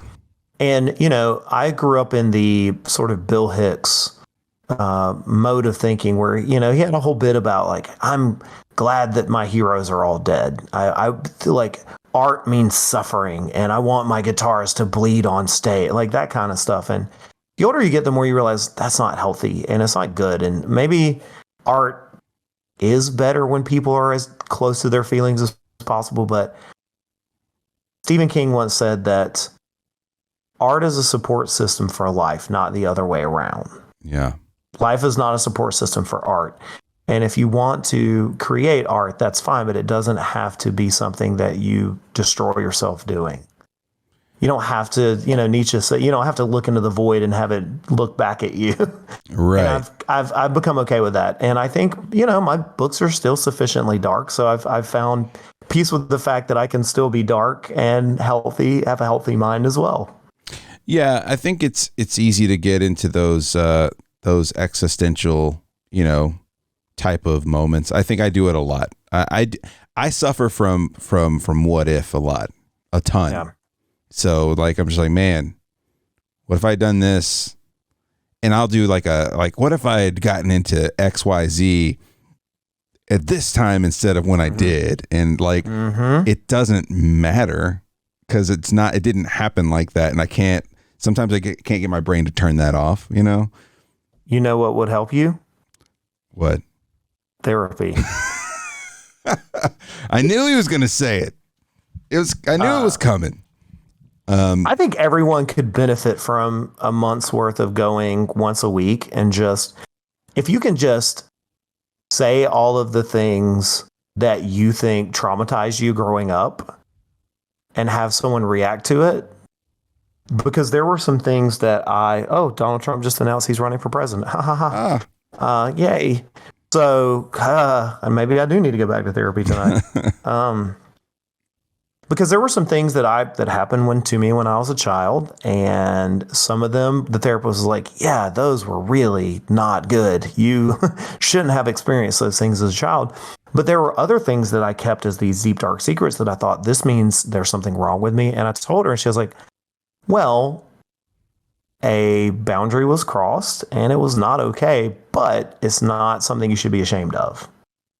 And so that sort of affirmation really helped because I was like, okay, I'm not as bad as I thought. Like something happened to me and it wasn't quite what I thought it was. And I've been holding on to this. Being able to tell a complete stranger was hard, but also once I had let go of it, it was like, oh, it has no control over me, no power over me now. It's kind of neat because like a lot of people don't understand that just the simple act of talking something out is such a help, right? And it probably helps even more when it's someone you don't know. In ways it's hard. It really is. And in ways it's probably way easier because there's no, well, I got to go see this person at work tomorrow, or this is, my significant other who I have to worry about judging me or something like that. Not that, right. It's just that there's weird stuff that you have to take into account. And anytime I come across a friend, like having done a lot of podcast stuff online, doing a lot of streaming stuff, I've met a lot of people from different parts of the world, and you get close to these people and you talk to them, and like they maybe because it's kind of got that weird, like, we've never met, you're not part of my daily routine.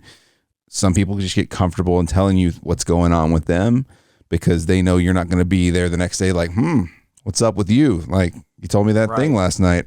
And I've got friends. I got a friend I'm thinking about right now that's just like in a really dark place, and I'm just like, dude, I'm not a professional. Like, I really think you should go talk to a professional.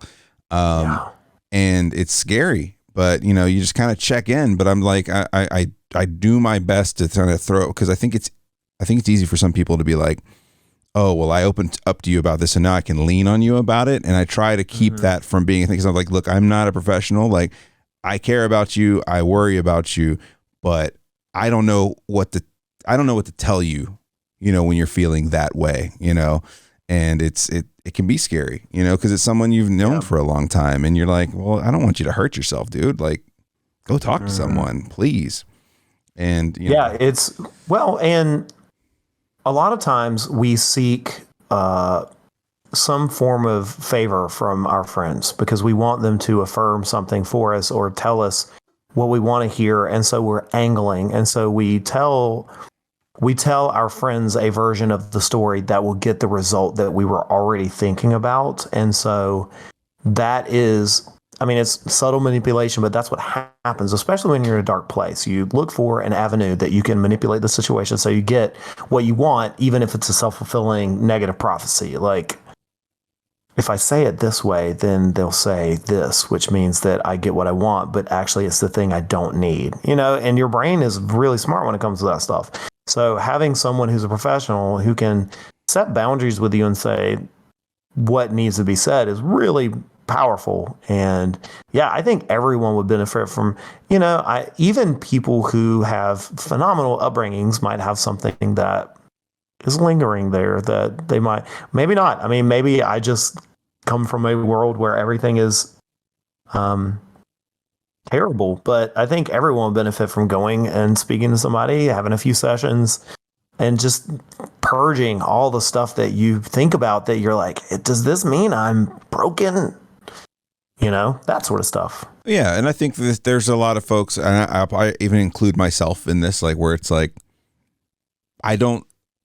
it's kind of like looking in the mirror and not realizing you've gotten older, right? Because you see yourself in the mirror every day. Like some of the stuff that might be problems, I just don't see them as problems. Like they're just my thoughts, right? Like, so it's hard for you to parse that. And then like to bounce off what you were saying before, when you talk to someone like a friend, like you unknowingly just like, maybe you're telling the exact story as it happened, but you're stressing certain words, maybe in ways that are just kind of like, well, he said this, and you're rolling your eyes and you're doing, it's like, well, you're just still bending it to your favor. So it's like that whole, like there's what he said, what you said, and the truth is somewhere there in the middle, right? It's everybody's kind of writing their own book, so to speak. Right.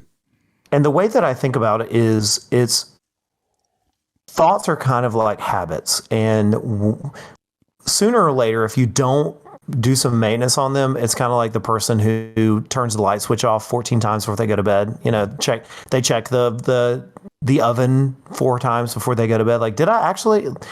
And so thoughts can be the same exact thing, because you create these neural pathways where you etch out a little path, and then it's like, oh, well, this is a shortcut. I do this every time that this happens, and then what happens is that those thoughts become a habit and a pattern, and you have to break those in order, because thinking something doesn't mean that it's true. And that was a big realization for me. So yeah, we all do this, and things that we think, superstitions, Georgia. So our friends, go back to Will, we have a friend who is super superstitious. He's more than stitious. He's superstitious. Yeah. When it comes to Georgia football, and I said something during a game, I was like, Georgia's going to win. And he just like, don't say that. You're saying it too early. I'm like, me saying this has no bearing on the universe. Right. And I am not speaking this into existence. And so we have these little habits that we create that can really become destructive if we let them. And these thoughts start to have power over us. And the way that I was able to break it is, it was really stupid, and it felt really stupid in the beginning, but anytime I had a negative thought, instead of engaging with it and trying to talk myself out of it, that's how they end up staying. They're like really bad relatives, right? The more you talk them out of staying, the more they say, is you just say, oh, that's a thought. And then the more you practice saying that, the more it becomes that it's kind of like farting unexpectedly. You don't have to like sniff it to know that it's there. You can just say that, oh, I just thought that. Oh. And if I have a thought that is really negative, and it's just testing the edges. It's like your brain is like a toddler. They will say something to try it. Like Bo will boo Georgia sometimes. They're just testing the boundaries. And so if you have a thought that's testing the boundaries to see, like, if you latch onto it, then your brain goes, that's how I'm going to get you next time. Mm-hmm. If you can just learn to say, oh, that's a thought I have, or that's not something I really believe. If you get in the habit of start saying that to yourself over days and weeks and months, you stop giving those thoughts power, and they just kind of go away. It's really crazy how it works. That is insane. Like, just it's the whole mind over matter thing, right? Like you're just being like, all right. It's true. It's so weird, and you hear it all the time, but it's just in practice. It's the actual doing of it, right? Like doing it is always the hardest part. If you can just remember to not, just don't let it. And it's the problem that I learned through going to therapy is I engage with thoughts, and I would try to talk myself out of the thoughts. You know, everyone has intrusive thoughts. The thought like, I have the one that I have a lot is I'll be driving down the road and then my brain will go, what if you just turn the wheel a little to the left and cross the center line? Mm-hmm. You know, and that's not disturbing. It's just a thought. Your brain's just like, what? It's fear maintenance. It's like, what if I walked a little closer to that tiger? You know what I mean? Yeah. It's the same instinct that we had when we were developing all of this stuff tens of thousands of years ago. It's the same instinct. So if you just laugh at it and go, wow, then you can just move on. It's just a thing. It's just it's not a part of who you are. And I would always think like, am I suicidal if I'm thinking? No, that's just a random thought that occurs to you. Yeah. Yeah. So you just change directions. Well, and it's hard to tell people, especially like, you know, when you're talking to maybe even older relatives, you're like, you realize the same shit that was going through your brain when you were like a toddler is still there. You've just become older and you know that that's dumb. So you check it every time it comes up. But those thoughts are always there. Like you're always going to be like, it's a long way down there. I wonder if could I tuck and roll? I might be able to tuck and roll, dude. I'm not going to lie. If I just stepped over. Yeah. Yeah. I don't think it's a defense mechanism. Yeah. It's crazy. It's absolutely crazy. So I don't know if you heard this today, by the way, to completely change the subject. The global population has hit 8 billion. Yeah. How crazy is that? Awesome. It's amazing. Is it? No. It's not at all. Terrible. But you know what? Yeah. Can't control it. Can't control it. Can't control it. Look, man, the universe will handle it. The universe will figure something out. And like clockwork, Russia sends missiles into Poland. Perfect. Max limit. The Earth is going to be fine. Yeah. I still adhere to George Carlin's maxim, the Earth is going to be fine. It may shake us off like a bad case of the fleas, but once all the humans are gone, everything will grow back. Everything will be fine. The Earth will exist. Long after humanity is extinct, the Earth will still be here until it's gobbled up by the sun in 4.5 billion years. Well, and I think that's kind of my mechanism because you brought up politics earlier and how it's burning you out and how you don't want to, how it's like don't want to engage. You can not engage. Like what I do is I just remind myself that like every generation, every set of people have had the thought of like, this is the end times. We're living in the end times. And it's like, no, right. No. There's so much hubris involved with thinking like that it's like, this isn't the end times. It's fine. Like it'll be all right. Like, or it will be, and there's nothing we can do about it. Yeah. Might as well write a book. Might as well hang out, play some games, And there's nothing. I am oddly at peace with the end of the world. Chat with your pals. Yeah. I mean, it's the end of the world as we know it, and I'm doing fine, to quote R.E.M. Right. I mean, people, I am far more upset by the fact that they've found microplastics in breast milk than I am about the population. Yeah. Because that is some like end of the world stuff. And, I can't control that either. I used to be a warrior. Like we have to change. I don't think I am not a cynic, but I just don't think anything's going to change. I think either it's going to end us or it's not. And we can't, I hate it for my child. Yeah. And I don't want him to grow up in the end times of the dying embers of American democracy, but we may be there. I mean, we may not. Like, and that's the thing is like you can give it a little bit of real estate, but just not letting it sit there. It's tough. But man, I think it's far more likely that we are that I mean, and you know, America will still exist in 50 years, but it's not going to be like America. It's just going to be America. Yeah, and I think that's what in my head, because my kid's only 19 months, 20 months old, so like it's one of those things where it's like you can. I worry a lot about like, am I doing enough? So just to go back to your book for a second, there is a moment in the book where Preston talks to Crawford about what it's like to be a dad, because he asks him, and it's so spot on. Like it's incredibly like his explanation is spot on, and I can't tell you how many times like I'm just like, are we like I'll just turn to the wife. I'll be like, are we doing the right thing? Like did we handle that the right way? Is that good? Like, are we messing things up? Are we too hands on? Are we not hands on enough? Like, what's happening right now? And everything that we do will be seen as bass backwards when Lily's an adult, she's going to say, Dad, why did you do it this way? And you'll be like, I mean, we had parents at least I had parents who didn't make me buckle my seatbelt, and they smoked indoors, and, you know, I sat in front of a TV for 6 hours a day because, you know, that's easy. So we're going to find out in 10 years that TV is actually good for the brain, and video games are good for the brain, and vegetables are actually filled with carcinogens, and you should be eating red meat. So it's, you know, there's going to be something that, there will be a reversal. So you just have to live with it. You have to ride with it. Like we're all going to fundamentally break our children, but it's just hopefully in the right ways.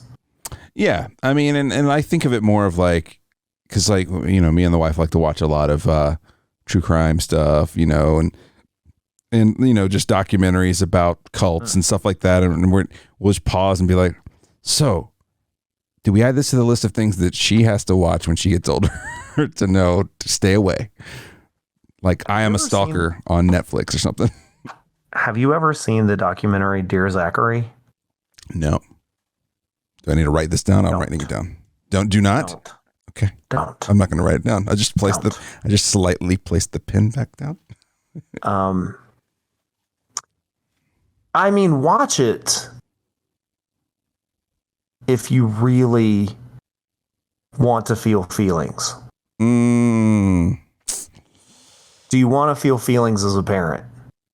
I mean, I think it is a documentary. So it's a documentary. The audience of the documentary is the child of a man who was killed by the kid's mom. And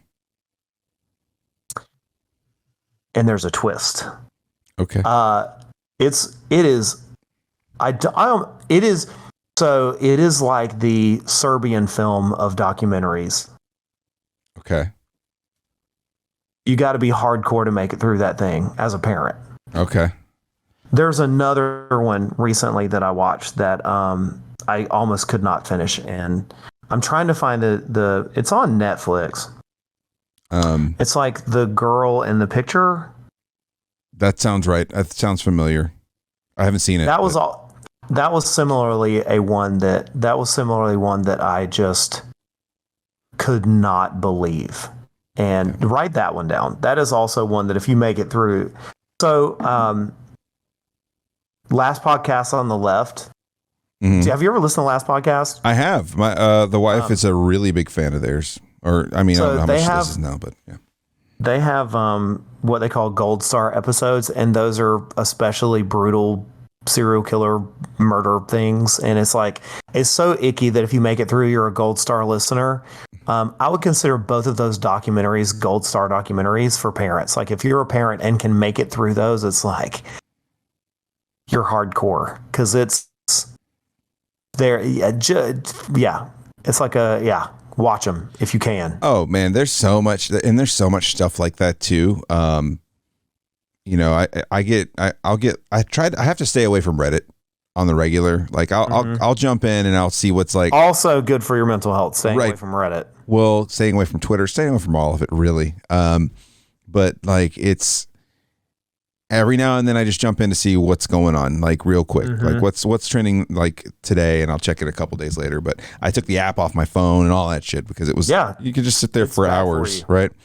And my favorite threads would be to get into the one I can think of right now off the top of my head is like, what's the saddest song you ever heard, right?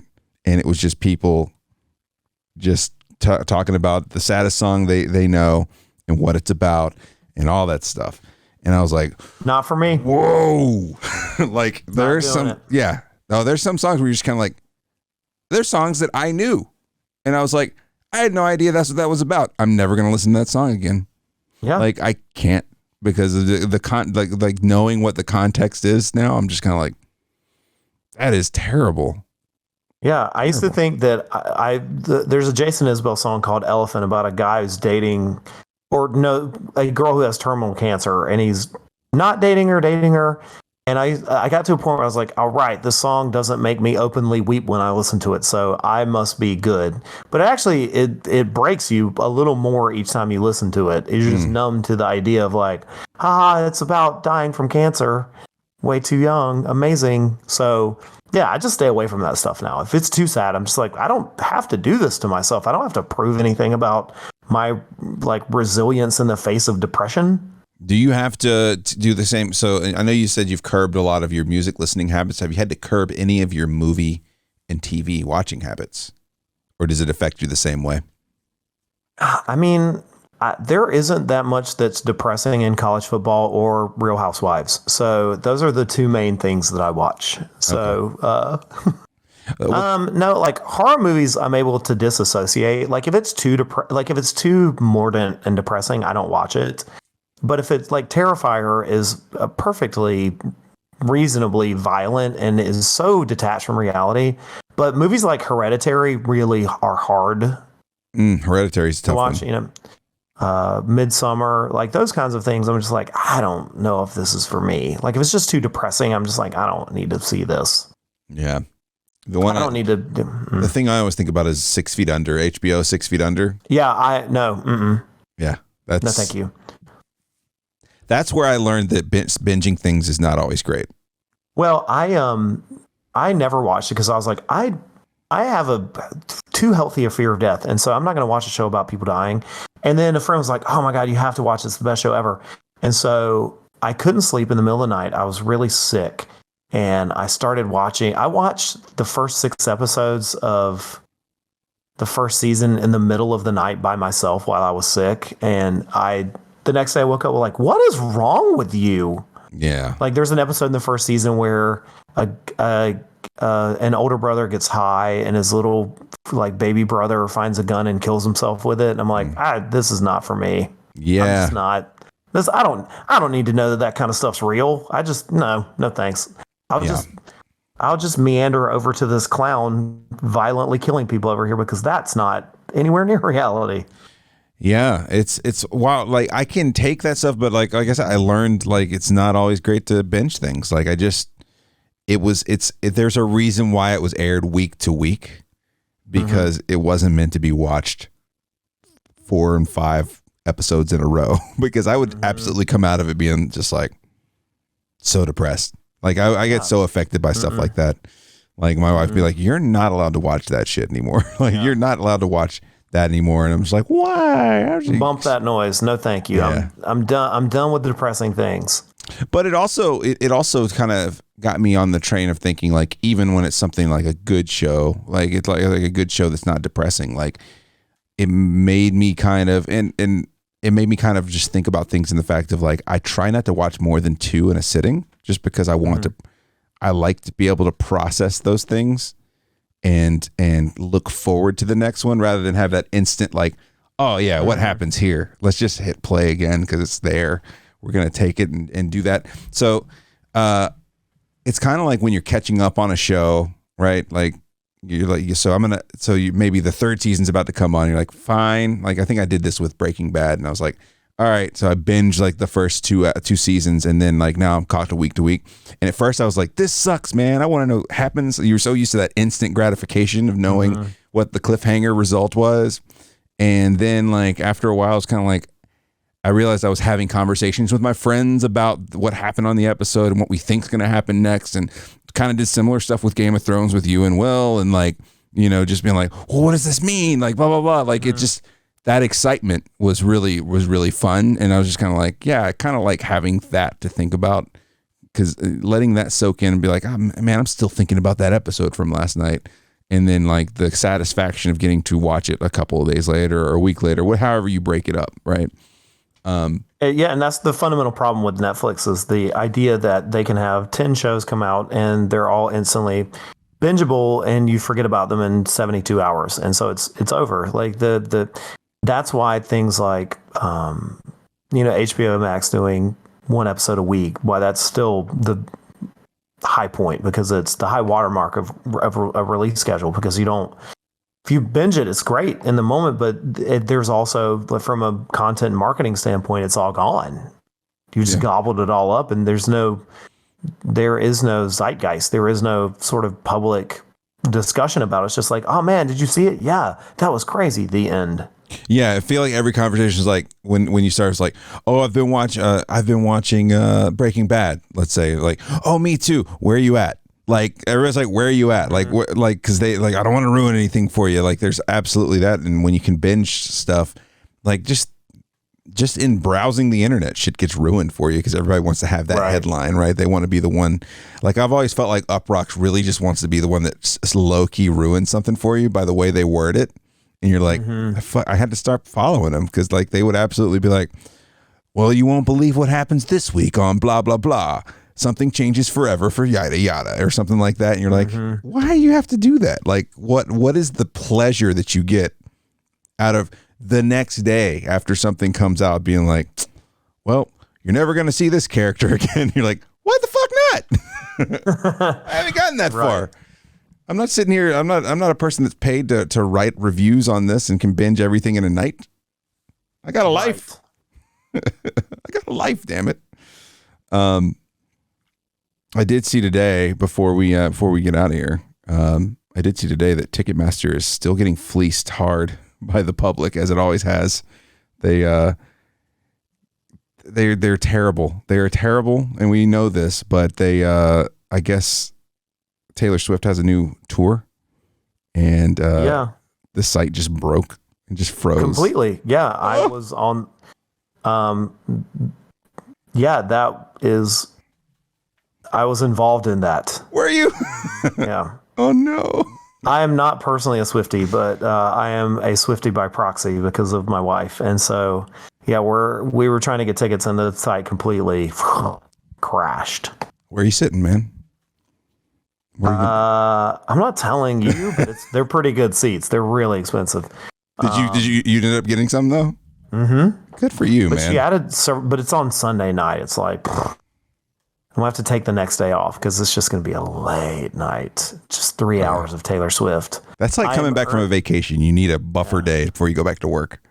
I am earning my marriage vows. I bet the show will be good though. It's great. I mean, she's great live. It's just it's just not my thing, and that's fine. Yeah. But I love my wife a lot. Hey, proof's in the pudding there. That's right, buddy. That's awesome, man. You got anything you want folks to watch before we get out of here? You got any suggestions? I think I've littered them through there. If everyone deserves to give themselves something, and if you don't have Shudder is an amazing $5 to spend each month. Whatever it is, it's worth it. I like Shudder. The new VHS compilation movie, VHS 99, just came out last week, and I didn't care for half of it, but the other half I was obsessed with. So I would say VHS 99 is yes, do it. The film, how many of these can I do? However many you want, man. The film Barbarian. Have you seen Barbarian? Yes, watched it this past weekend. Okay, that Loved it. That movie. Any movie that ends and my wife just exclaims, "What the fuck?" Yeah, and I'm like, okay, I like it. There are so few films that truly surprise you, and I'm not a fan of all the twists in that movie, but I am a fan of filmmakers taking a huge risk with something that could have been just like a mealy-mouthed halfway horror movie. Yeah. And I love the chances that they took with that film. The movie, it's been out for a long time now, but if you haven't seen Men, I know what you're talking about. I haven't seen it yet though. it's I don't remember the director's name, but the guy who directed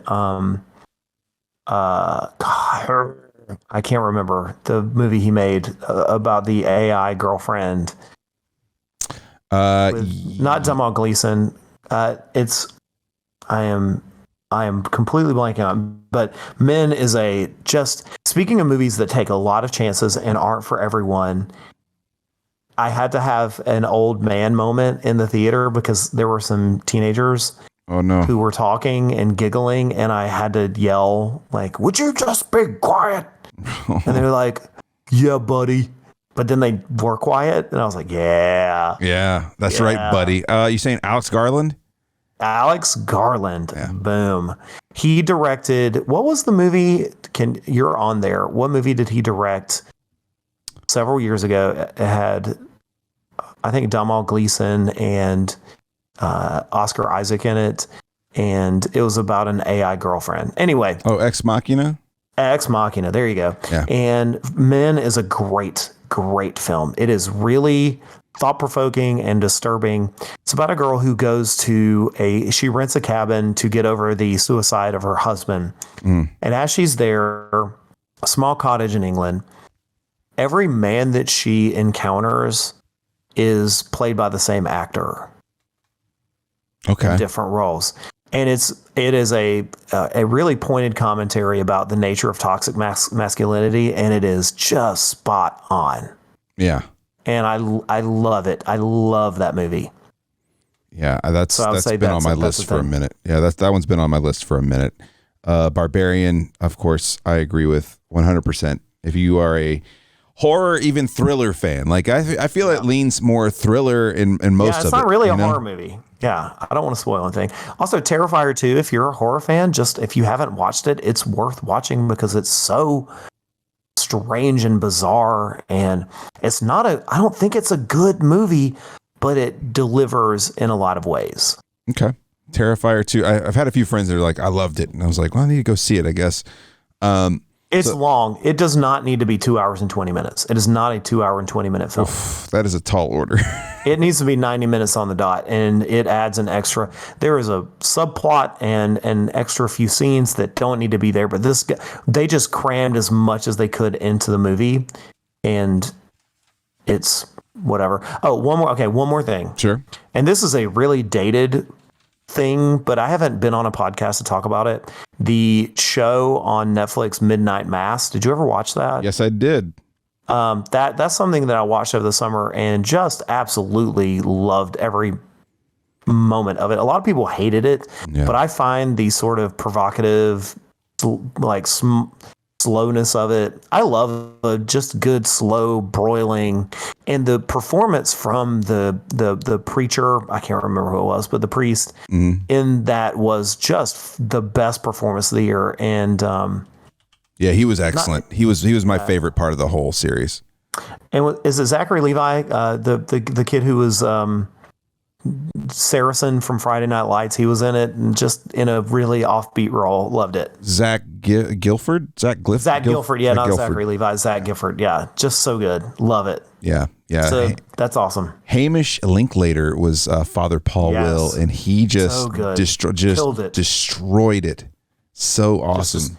That it's worth watching purely for his performance, and there is a twist about 5 episodes in that you do not see coming, and then it's like, oh, yeah, just turns into something else completely. Yeah, 1000%. And you're just like, love it. This is the best way to tell the story. Thank you.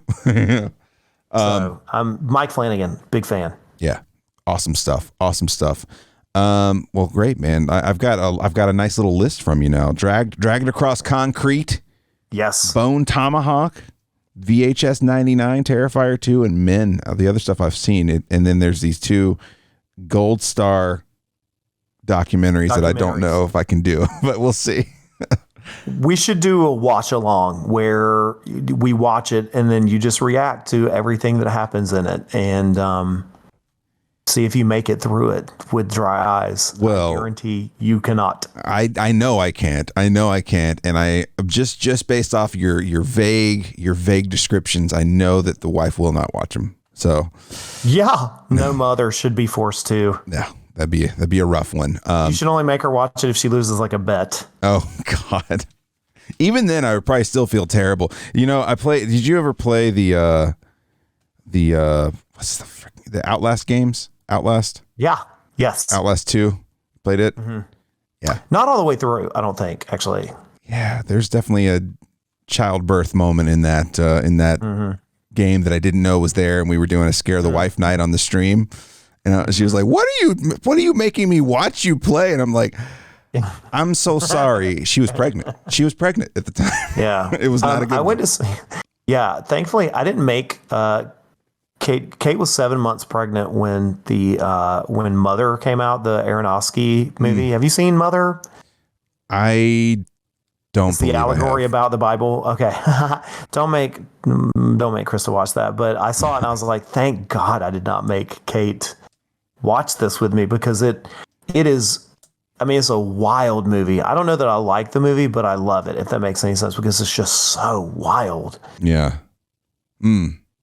I need to watch it. Like I love watching stuff like that. Like that some of that stuff doesn't really bother me. So I mean, I might give these gold star ones a go. Yeah, I might give them a go. I want you need to like do like a podcast about it. Like you need to watch it and then just react as things happen. It's pretty epic. Yeah. All right. Okay. I'll put it into the think bank for sure. Yeah, for sure. Should. Guys, if you want to follow T. Blake Braddy, it's at Blake Braddy on Twitter, while Twitter is still a structure that stands. I still think about you when I think about Twitter, because like we did the whole episode where we said, it's not a real place. There's nothing real about it. It's not real. No. It's not real. Go away. It's not real. It's not real. It's not one bit. But if you want to follow him there, it's at Blake Braddy. You can talk some college sports with him. You can talk books with him. Yeah. Or, if you like Georgia football, you'll like my Twitter feed. Or horror. I have one of the most idiosyncratic feeds. It's horror movies and college football, and I'm sure it confuses both audiences. 100%. It's great. It's great, though. You got your own little corner, right? Your own little corner. It's wonderful. My own corner of hell. I would highly suggest you check out his books. I'll have links to his Amazon page in the description of the video and the description of the podcast. Not Dark Yet is the latest, and I loved it. The Rolson McCain series, amazing. Suicide Blondes, like just check it all out. But if you want to start light, if you just want to start with something that's just one thing that you can read, start with Not Dark Yet. I think it'd be a great place to start. It's a really, really good book. Very good book.